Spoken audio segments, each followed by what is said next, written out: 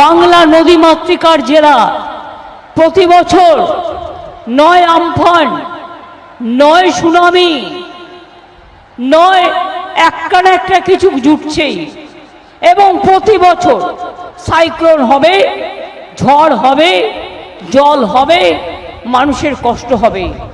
আগে তো মানুষ জলে মরে যেত, কেউ জানতেও পারত না। আমরা এখন এই ফ্লাড শেল্টার অনেকগুলো তৈরি করেছি, এবং এটা তৈরি করার ফলে এরকম ধরনের ঘটনা ঘটলে প্রশাসন আপনাদের নিয়ে আসে।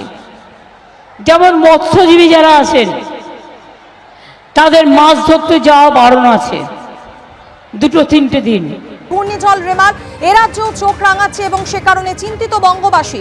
আপনাদের যেমনটা জানাচ্ছিলাম, ক্যানিং থেকে এই মুহূর্তে 810 কিলোমিটার দূরে রয়েছে ঘূর্ণিঝড় রেমাল, এবং আবহাওয়া দপ্তরের পূর্বাভাস এ রাজ্যের উপকূলবর্তী এলাকা সহ পার্শ্ববর্তী বেশ কিছু জেলায় এর যথেষ্ট প্রভাব পড়তে পারে। এই মুহূর্তে সরাসরি কাকদ্বীপ থেকে রয়েছেন আমাদের প্রতিনিধি গৌতম মণ্ডল। গৌতম, তোমার আশপাশের ছবিটা দেখতে পাচ্ছি, সমুদ্র একবারে গর্জন করছে।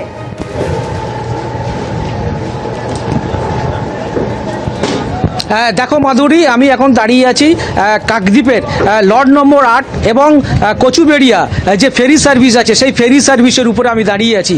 আমি আমার ক্যামেরা পার্সনকে দেখাতে বলবো, এখন একদম পুরো আকাশ কালো মেঘে ছেয়ে গেছে এবং এবং সুন্দরবন পুলিশ জেলার পক্ষ থেকে ইতিমধ্যে সতর্ক প্রচার শুরু হয়েছে। আজ থেকে রবিবার পর্যন্ত সমস্ত মৎস্যজীবীকে সমুদ্রে যেতে নিষেধ করা হয়েছে, এবং আজকে মুখ্যমন্ত্রী 3টি সভা রয়েছে দক্ষিণ 24 পরগনায়। তিনি প্রথম সভা ছিল সাগরে, সেখান থেকে তিনি পুলিশ প্রশাসনকে বলে গেছেন যদি প্রয়োজন মনে হয় তাহলে যে সমস্ত উপকূলের যে বাসিন্দাদের আছে তাদেরকে ফ্ল্যাট সেন্টারে তুলে নিয়ে যাওয়া হবে। সুন্দরবন উন্নয়ন মন্ত্রী বঙ্কিম হাজরার সঙ্গে আমরা কথা বলেছিলাম, তিনিও জানিয়েছেন যে প্রশাসনের পক্ষ থেকে সমস্ত ব্যবস্থা করে রাখা হয়েছে।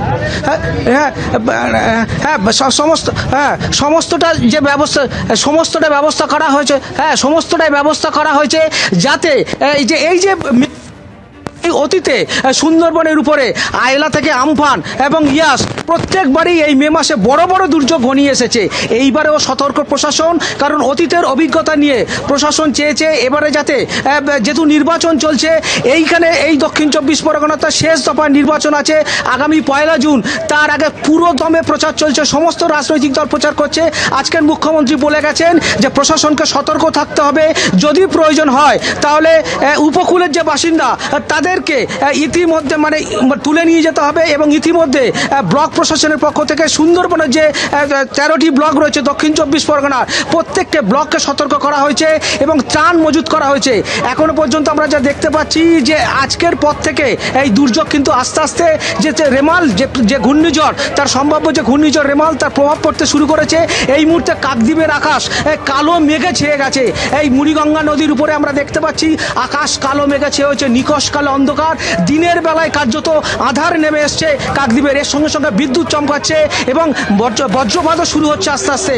এবং যে দুর্যোগ, সেই দুর্যোগ মোকাবিলায় একেবারেই সতর্ক প্রশাসন, এবং রেমাল যে ঘূর্ণিঝড় তার যে সতর্কবার্তা আবহাওয়া দপ্তর যা জানিয়েছে যে আগামী 26 তারিখ রাতে বাংলাদেশের খেপুপাড়া এবং সাগরদ্বীপের মাঝখানে এটা ল্যান্ডফল হতে পারে, এবং ঘন্টায় 90 থেকে 100 কিলোমিটার বেগে জোড়ো বাতাস বইতে পারে এবং সঙ্গে মুষলধারে বৃষ্টি হবে।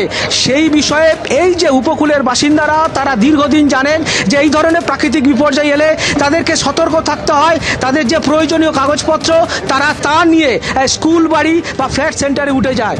মাধুরী, স্থানীয় বাসিন্দা এবং পুলিশ প্রশাসন সকলেই অত্যন্ত তৎপর এই ঘূর্ণিঝড় রেমালের মোকাবিলায়। ধন্যবাদ গৌতম।